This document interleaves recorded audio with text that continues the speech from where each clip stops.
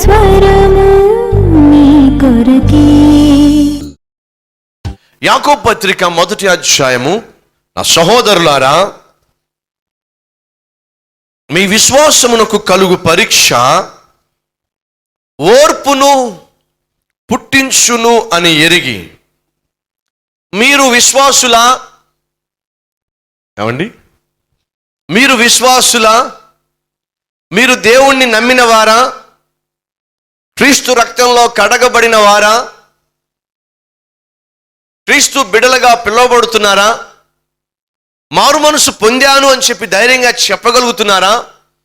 అయినట్లయితే యాకోబు అంటున్నాడు, మీరు క్రీస్తును విశ్వసించారు కాబట్టి, ఆయన నీ కోసం మీకోసం శిలువలో మరణించి తిరిగి లేచాడు అని విశ్వసించారు కాబట్టి, ఆయనను నమ్మిన ప్రతి ఒక్కరూ నిత్య జీవితాన్ని, నిత్య జీవమును స్వతంత్రించుకుంటారు అని మీరు నమ్మారు కాబట్టి, శిలువలో ఆయన కార్చిన రక్తము ద్వారా మన పాపములు కడిగి వేయబడినవి అని మీరు విశ్వసించారు కాబట్టి, ఎందరైతే ఆయనను అంగీకరించినో వారందరూ కూడా దేవుని కుమారులుగా కుమార్తెలుగా పిలువబడుతున్నారు అని విశ్వసించారు కాబట్టి మీరు విశ్వాసులు.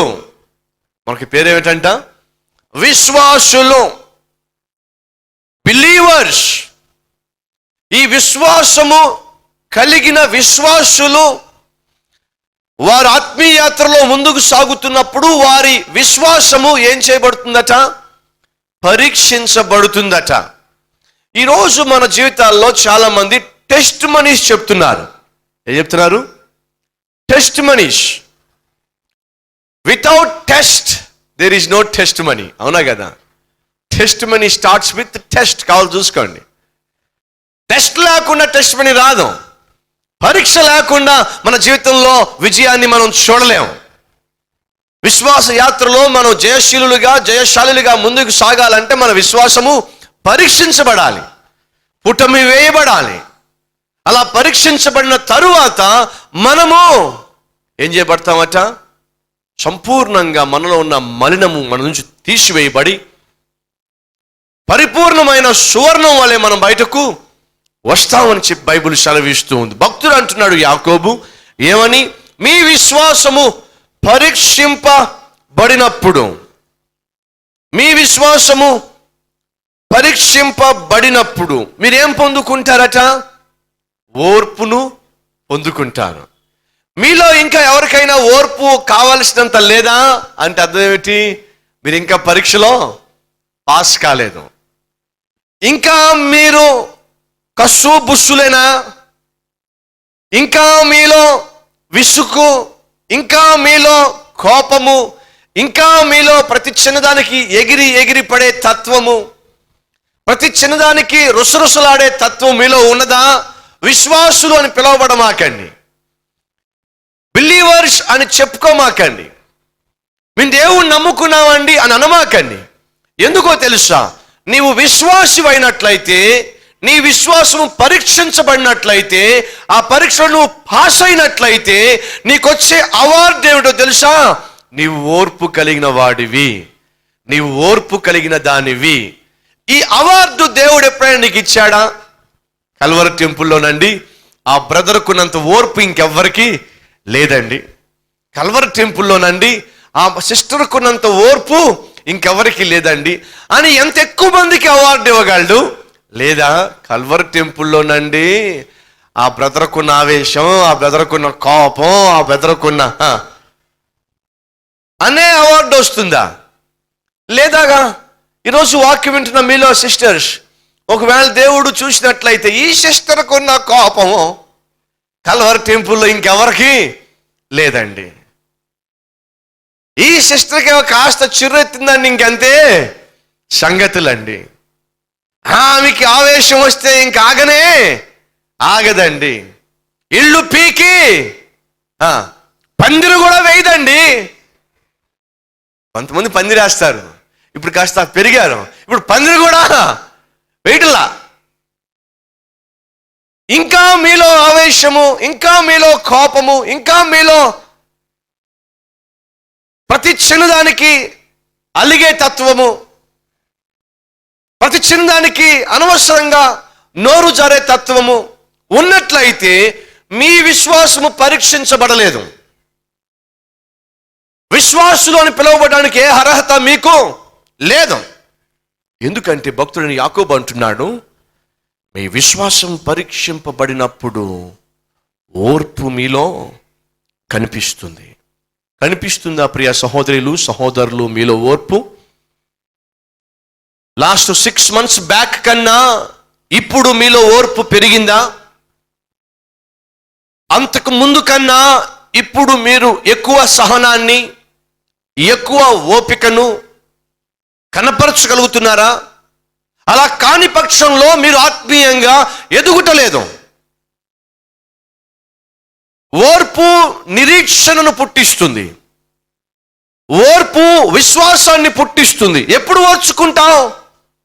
ఎప్పుడు ఓపికతో సహిస్తావు? నీకు నిరీక్షణ ఉన్నప్పుడు, నీకు విశ్వాసం ఉన్నప్పుడు, దేవుడు తప్పనిసరిగా ఆశ్చర్య కార్యము చేస్తాడు అని నువ్వు నమ్మినప్పుడు ఆ నమ్మిక ఏం పుట్టిస్తుంది? ఓర్పును పుట్టిస్తుంది.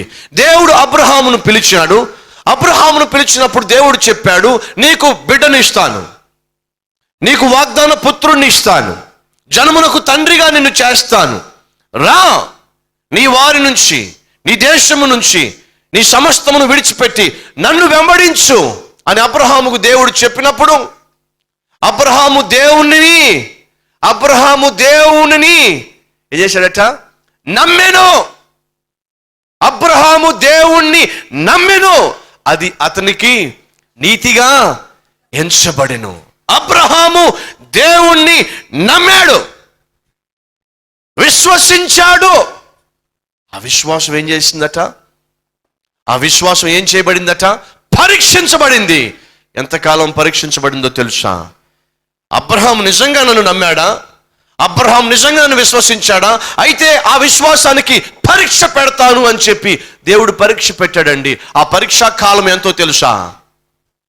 కంప్లీట్గా 25 years అండి. ఎంత ఏమండి? ఎంత? 25 సంవత్సరాలు. 25 సంవత్సరాలు మనల్ని దేవుడు పరీక్షిస్తే మనం ఉండగలమా? 25 సంవత్సరాలు దేవుడు మనం పరీక్షలో పెడితే మనం దేవుణ్ణి నమ్మగలమా? దేవుణ్ణి విశ్వసించగలమా? కడుపు నొప్పి వస్తే ఆ కడుపు నొప్పి కోసం ప్రార్థన చేస్తే కడుపు నొప్పి తగ్గకపోతే ఏం దేవుడు, మా ఇద్దరు దేవుడు, ఈ దేవుడు నమ్ముకోవడం కన్నా టాబ్లెట్ నమ్ముకోవడం బెటరు అని అనేమా మనం? కాస్త పంటి నొప్పి వస్తే ఆ పంటి నొప్పి ప్రార్థన చేస్తే తగ్గకపోతే ఎందుకు వచ్చింది, పెయిన్ కిల్లర్ నమ్ముకోవడం బెటరు ఈ దేవుడు నమ్ముకోవడం కన్నా అని చెప్పి దేవునికి మనం ఏం చేస్తాం? హాయ్ అని చెప్పి వెళ్ళిపోవా? ఆలోచించండి ఎంత త్వరగా మనం విశ్వాసాన్ని కోల్పోతామో. ఆలోచించండి ఎంత త్వరగా మన విశ్వాసాన్ని విడిచిపెట్టేసి దేవునికి నమస్కారం పెట్టి వెళ్ళిపోతామో. అబ్రహాము నీతిమంతులకు విశ్వాసులకు తండ్రిగా పిలువబడ్డాడు. కారణం తెలుసా? ఫర్ 25 years 25 సంవత్సరాలు అబ్రహాము దేవుణ్ణి విశ్వసించాడండి, నమ్మాడండి. ఆ విశ్వాసము, ఆ నమ్మిక ఏమైందో తెలుసా? తనకు నిరీక్షణను కలుగు చేసింది. ఆ నిరీక్షణ కలిగి ఉండడానికి కారణం ఏంటి తెలుసా? అతడు ఓర్పు కలిగి ఉన్నాడు. ఓర్పు లేకపోతే సహించగలడా? ఓర్పు లేకపోతే వెయిట్ చేయగలడా? ఓర్పు లేకపోతే నిరీక్షించగలడా? ఓర్పు లేకపోతే వాగ్దానాన్ని స్వతంత్రించుకోగలడా? 25 years ఫ్రెండ్స్. ఒకవేళ ఈరోజు దేవుడు నిన్ను పరీక్షిస్తున్నాడేమో. నీ విశ్వాసాన్ని, నీ ఆత్మీయతను, నీ పరిశుద్ధతను, నీ తగ్గింపును, నీ నమ్మకత్వాన్ని దేవుడు పరీక్షిస్తూ ఉన్నాడేమో. కానీ గమనించండి, 10th class ఎగ్జామ్స్ పెడతారు. కారణం ఏమిటి? ఫెయిల్ చేయడానికి కాదు, స్కూల్లో నుంచి మిమ్మల్ని కాలేజీకి ప్రమోట్ చేయడానికి. పరీక్ష ఎందుకు పెడతారయ్యా అంటే మనం ఎంత దద్దములో నిరూపించడానికి కాదు, మనం ఎంత యోగ్యులమో తెలియచేయడానికి. దేవుడు పరీక్ష పెడుతున్నాడు. కారణం తెలుసా ప్రియ సహోదరి సహోదరుడా? నిన్ను ఫెయిల్ చేయడానికి కాదు, నువ్వు ఎంత వేస్ట్ ఫెలోవో తెలియచేయడానికి కాదు, నిన్ను ప్రమోట్ చేయడానికి. ఈరోజు నువ్వు కలిగి ఉన్న స్థితిలో నుంచి ఇంకాస్త మెరుగైన స్థితికి, ఈరోజు నువ్వు కలిగి ఉన్న జీవిత విధానం నుంచి ఇంకాస్త మెరుగైన జీవిత విధానానికి దేవుడు తీసుకుని వెళ్ళాలి అని ఆశపడుతున్నాడు. అబ్రహాముకు ఆస్తి పాస్తులు ఉన్నాయి, కానీ తండ్రిగా పిలిపించుకునే ఆ గొప్ప భాగ్యాన్ని తను కలిగి ఉండలేదు. కాబట్టి తను అనుకునేవాడు, ఇంత ఆస్తి ఉంటే ఏమి లాభము, డాడీ అని పిలిచే కుమారుడు లేకపోతే. తనలో లోటు ఉంది, తనలో తనను నిరుత్సాహపరిచే ఒక సమస్య ఉంది. ఇప్పుడు దేవుడు ఆశించింది ఏంటో తెలుసా? అపరిపూర్ణంగా ఉన్న అబ్రహామును, లోటుతోనూ సమస్యతోనూ తీరని బాధతోనూ ఉన్న అబ్రహామును ఏం చేయాలని దేవుడు కోరుకున్నాడు? ఆశీర్వదించాలని కోరుకున్నాడు. ప్రియ సహోదరి, సహోదరుడా, నీ జీవితంలో ఈరోజు లోటు ఉందా? నీ జీవితంలో ఈరోజు సమస్య ఉందా? దాన్ని దేవుడు తీర్చాలి అని ఆశపడతాడు. అయితే ఇంకేమండి, తీర్చేమనండి. No no no no. ఆయన నీ సమస్యను తీర్చాలంటే ఆయన నువ్వు విశ్వసించాలి, ఆయనను నువ్వు నమ్మాలి. నీవు ఆయనను నమ్ముతున్నావో లేదో ఆయన ఏం చేస్తాడు? పరీక్షిస్తాడు. అలా ఆయన నిన్ను పరీక్షించినప్పుడు నువ్వు కనపరచవలసిన అద్భుతమైన లక్షణం ఏమిటి? ఓర్పు. ఎప్పుడైతే నీలో ఓర్పును దేవుడు చూస్తాడో నీ విశ్వాసము పరిపూర్ణతలోనికి వెళుతుంది అని నువ్వు గమనించాలి అని దేవుడు ఆశిస్తున్నాడు. 25 years అండి అబ్రహాము ఓర్చుకున్నాడు. ఎందుకు ఓర్చుకున్నాడో తెలుసా? తన వాగ్దానాన్ని నమ్మాడు. ప్రియ సహోదరి, సహోదరుడా, అందుకే భక్తుడైన యాకోబు ఒక చక్కని మాట రాశాడు. చదవండి మరలా, 1వ అధ్యాయము 4వ వచనము. అదేమిటంట?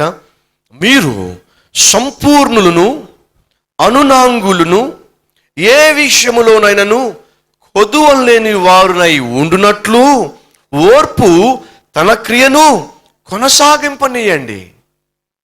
మీ జీవితంలో సకల ఆశీర్వాదాలు కోరుకుంటున్నారా? సమృద్ధిని కోరుకుంటున్నారా? ఏ లోటు లేకుండా ఆత్మీయ జీవితంలో దేవుణ్ణి మహిమపరిచే స్థితిలో జీవించాలి అని ఆశపడుతున్నారా? సంపూర్ణత్వాన్ని ఆకాంక్షిస్తున్నారా? ఇవన్నీ కూడా మనకు కావాలంటే దేవుడు అంటున్నాడు, ఓర్పు తన కార్యమును జరగనివ్వండి, జరిగించనివ్వండి. ఫ్రెండ్స్, దేవుడు అబ్రహాముని నీతిమంతునిగా ఎంచాడు, నీతిమంతులకి తండ్రిగా చేయాలని ఎంచాడు, గొప్ప వాగ్దానాన్ని ఇచ్చాడు. కానీ పరీక్ష పెట్టాడు. ఆ పరీక్షా కాలము 25 సంవత్సరాలు. ఓడిపోయాడా అబ్రహాము? ఓడిపోయాడండి? No my friends. 25 సంవత్సరాలు దేవుణ్ణి నమ్మాడు. ఒకవేళ నీ పరీక్షా కాలము నీకు బహుదీర్ఘంగా అనిపిస్తుందేమో.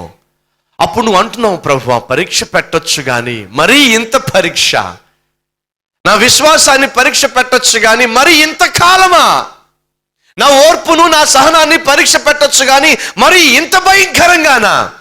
ఈరోజు నీకున్న పరిస్థితి అది నీ శక్తికి మించిందో, నువ్వు ఓర్చుకోవడానికి, నువ్వు తట్టుకోవడానికి కూడా కుదరనది అని అనుకుంటున్నావు. కానీ నా బైబిల్లో ఏముందో తెలుసా? దేవుడు మీరు భరించగలిగిన దానికన్నా ఎప్పుడూ కూడా ఎక్కువగా మిమ్మల్ని శ్రమపరచడం జ్ఞాపకం పెట్టుకోండి. అంతేకాకుండా ఆ శ్రమలో నుంచి బయటకు వచ్చే మార్గమును కూడా ఆయన మనకు తెలియచేస్తాడు. నీతిమంతుడు, యథార్థవంతుడు, భూమి మీద ఉన్న వారిలో బహుమంచివాడు, దేవుణ్ణి నమ్ముకున్నవాడు అని ఒక వ్యక్తికి దేవుడు రివార్డు ఇచ్చాడు. ఆ వ్యక్తి పేరేమిటి? యోబు. యోబుకు దేవుడు చక్కని అవార్డు ఇచ్చాడు. నీతిమంతుడు, భూమి మీద ఉన్న వారిలో యథార్థవంతుడు, నన్ను సేవించేవాడు నా సేవకుడు అని చెప్పన్నాడు. కానీ ఆ విశ్వాసము, ఆ యోబుకున్న విశ్వాసము, ఆ యోబు కలిగిన నమ్మకము పరీక్ష పెట్టబడింది, పరీక్షించబడింది. దేవుడు యోబును పరీక్షించింది యోబు జీవితాన్ని నలిపివేయడానికా? యోబు జీవితాన్ని నాశనం చేయడానికా? కాదండి. బైబిల్ గ్రంథంలో యోబు గ్రంథము ఒకవేళ లిఖింపబడకపోయినట్లయితే నాలాంటి వారు విశ్వాసులు ఎప్పుడో విశ్వాస యాత్రలో ఎదుర్కొనే శోధనలు తట్టుకోలేక ఏం చేసేవాళ్ళు? ఎప్పుడో ఆత్మహత్యలు చేసుకునేవాళ్ళు. యోబు గ్రంథము ఈ భూమి మీద ఎన్ని కోట్ల మందిని ఆదరించిందో తెలుసా? యోబు జీవిత చరిత్ర ఈ భూమి మీద పరీక్షించబడుతున్న ప్రతి విశ్వాసికి ఏమిచ్చిందో తెలుసా? భయపడకు, ఈ పరీక్షను జయించిన తర్వాత 2 ఆశీర్వాదం దేవుడు నీకు ఇస్తాడు. తప్పక ఆయన రెట్టింపు దీవెనలు నీకు ఇస్తాడు. విశ్వాసాన్ని కోల్పో మాకు.